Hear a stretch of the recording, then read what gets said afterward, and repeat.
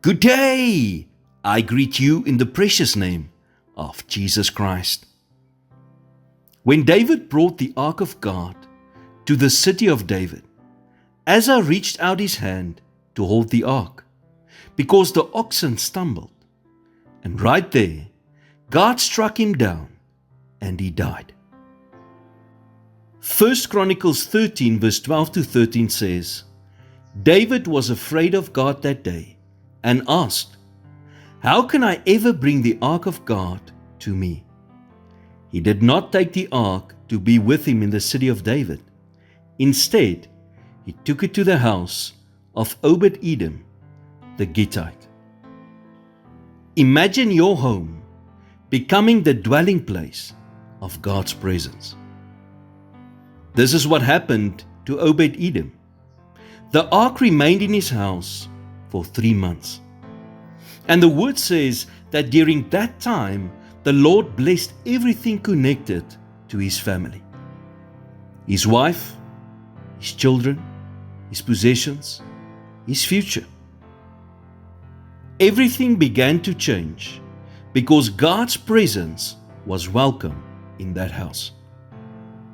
You see, it is only when you truly welcome God into your life that He can begin to change things. His blessing flows where His presence dwells. So don't push God aside in your home.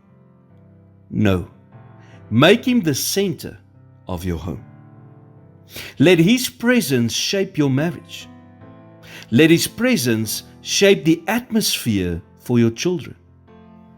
Start by worshiping God together as a family. Don't let Him be a guest who is only welcome on Sundays. Make Him a permanent resident. When you bring God's presence into your home, you will begin to see it in your children. It will begin to change the way you think, and it will make you hungry for more. When the ark left Obed-Edom's house, he volunteered to serve in God's presence as a gatekeeper at the temple.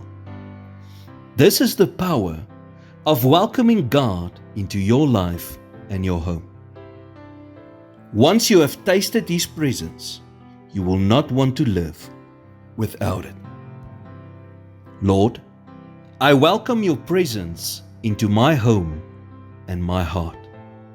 Let everything in my life be blessed by you. Make my home a place where you dwell, and let my children experience your goodness and favor. In Jesus' name I pray. Amen.